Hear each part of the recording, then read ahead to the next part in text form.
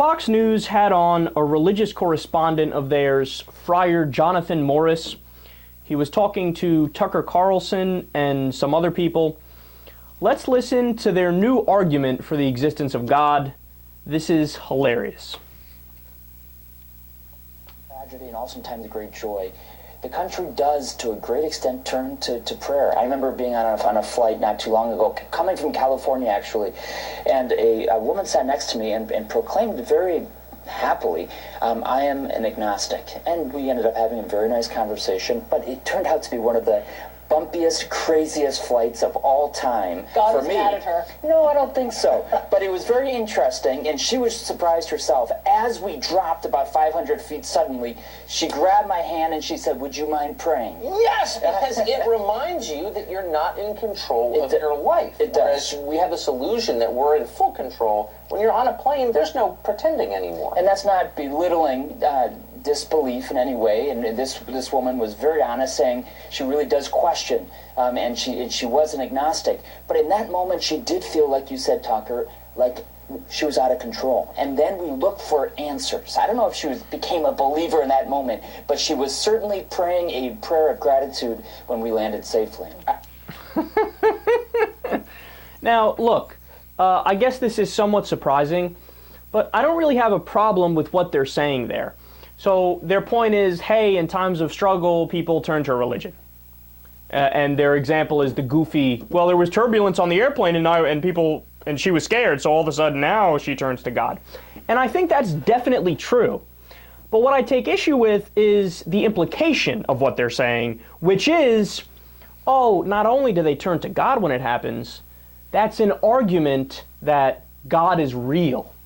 And that religion is true, that our religion is correct. Now, that's where you are only 100% incorrect. Just because a human being feels scared in many circumstances, like when there's turbulence on a plane, or the old saying, there's no atheists in the foxholes, doesn't mean that there's actually a God or that a certain religion is correct. In fact, if anything, ironically, I think it proves our point, that when people are so scared that they're afraid they're going to lose their life, in that scenario, you're going to act irrationally, and you're going to hold on to irrational belief systems to try to get by.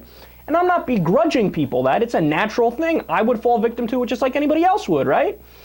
But again, that doesn't prove that the thing is real.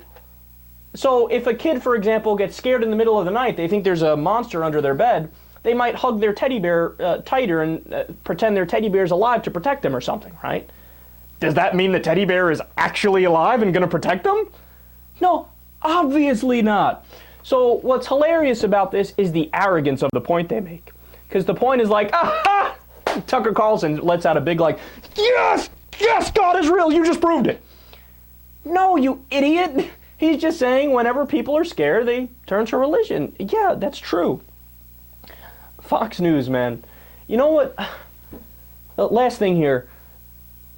Why do you even have on religious figures? And now, I'm not saying you're not allowed to do that. You are allowed to do that, but understand there are implications of that. There are consequences to that. So why should I actually think you're a news show that talks about facts if you invite on people who espouse faith, which is the opposite of facts? It's not based on reality, right? I mean, isn't this stuff better suited for the Christian Broadcasting Network and Pat Robertson?